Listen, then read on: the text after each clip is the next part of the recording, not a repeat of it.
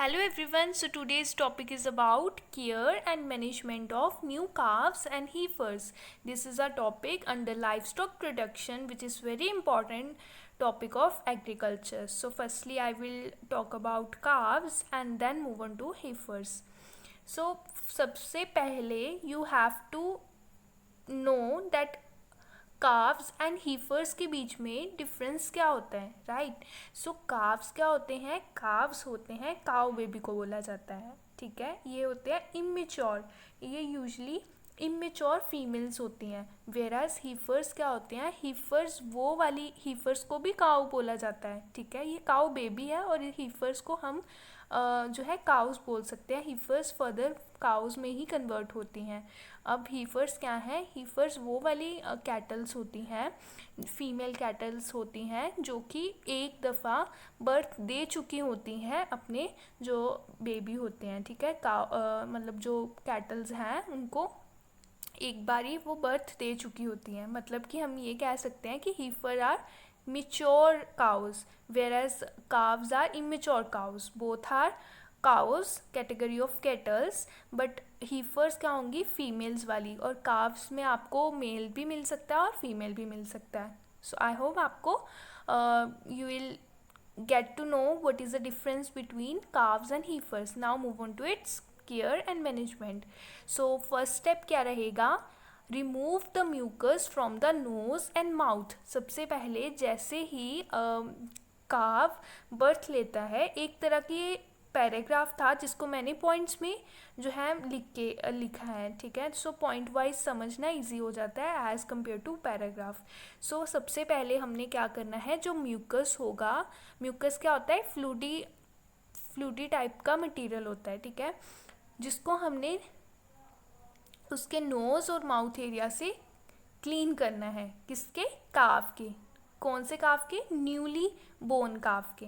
After that if the काव does not start breathing, artificial respiration should be used by pressing and relaxing alternatively. पहले press करेंगे फिर छोड़ेंगे alternatively the chest wall with the hand. तो जो chest wall होगी ना काव की, उसको हमने क्या करना है? उसको आर्टिफिशियल रेस्पिरेशन देनी है। उसको अपने हाथों, दोनों हाथों से प्रेसिंग और रिलैक्सिंग जो है वो करनी है, ठीक है, उसकी चेस्ट वॉल को।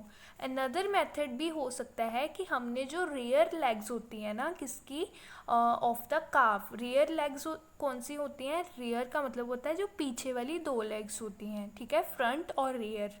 सो फ्रंट लेग्स की नहीं बात की है, they are saying that rear legs जो होंगी ना, हमने उनको लिफ्ट करना है, उनको हमने दोनों लेग्स को हाथों से पकड़ना है और उसको जो है उसका फेस जो होगा बोन को उल्टा करना है टू द मतलब जो है डाउन साइड में। मतलब हमने क्या करना है? हेड को ज़मीन की तरफ, उसका जो है सिर को उल्टा रखना है ज़मीन की तरफ, और उसकी जो लेग्स होंगी रियर कौन सी? पीछे वाली जो लेग्स होंगी उसको पकड़ना है। दिस में be repeated several times and helps in restoring respiration. So by this method जो रेस्पिरेशन है वो रिस्टोर होती है। As soon as the calf start breathing, जैसे ही काफ ब्रीथ करेगा, observe whether the navel cord is still attach. अब navel cord क्या होती है? जो नाभि होती है ना, वहाँ पर एक जैसे इम्बिलिकल कोड बनाई होती है ना ह्यूमंस में, सिमिलरली नेवल कोड बनी होगी।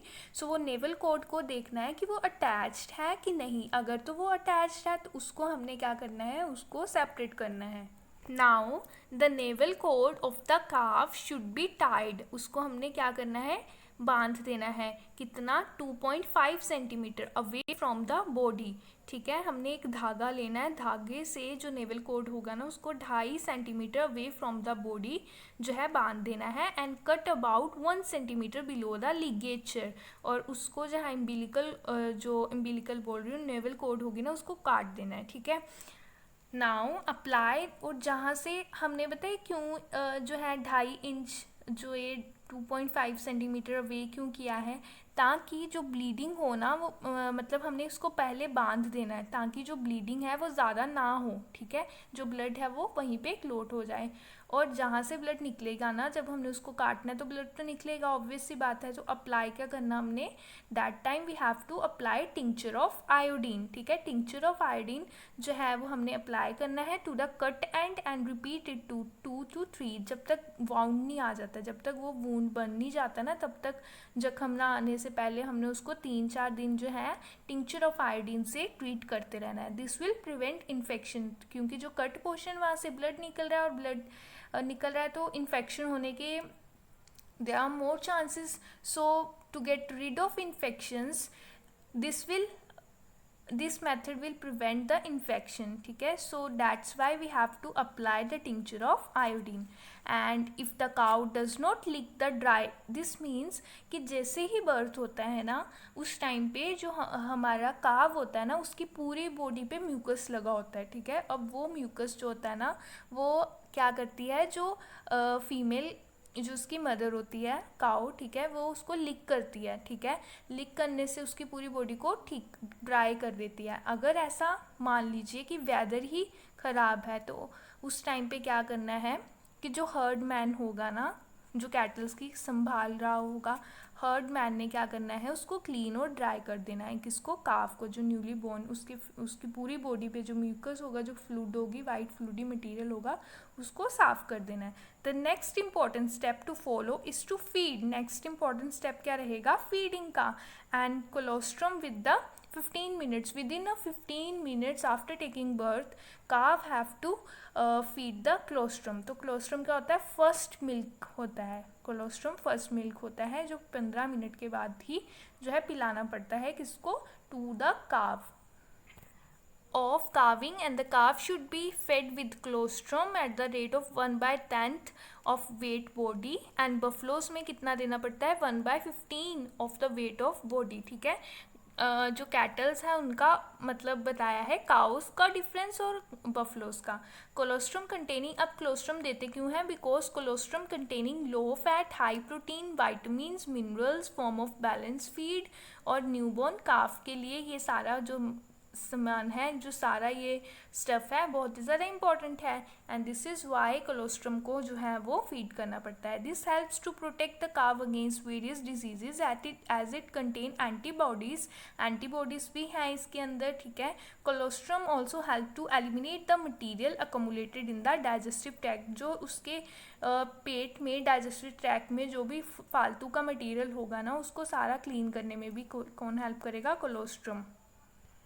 बिफोर द काव वॉज बोर्न, फीडिंग मैनेजमेंट। अब फीडिंग मैनेजमेंट में क्या है, अब हमने जो काव है, ठीक है, उसको एकदम से जो फीड है उससे पता नहीं चलेगा, तो उसके लिए जो यूटेंसिल हमने उसको एक कोली लेनी है या किटोरा, कोई भी बकेट ले सकते हैं, ठीक है, छोटी सी पेल ले सकते हैं, बकेट ले सकते हैं, तो उसको रख देना, उसमें हमने दूध जो है डाल देना है, ताकि हम उसको पहले सिखाएं कि कैसे दूध पिया जाएगा।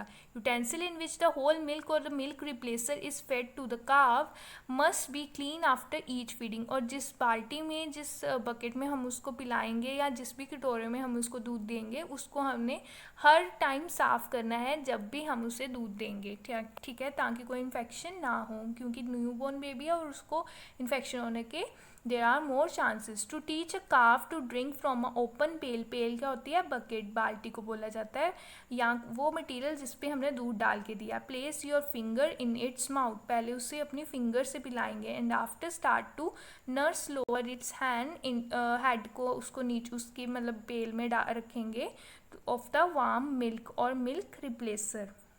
So thank you so much guys, this is it for the today's video. I hope you like this video and this video is helpful for you, and if it is, then don't forget to like, share, subscribe to my channel, and yeah, till then, stay safe, stay happy.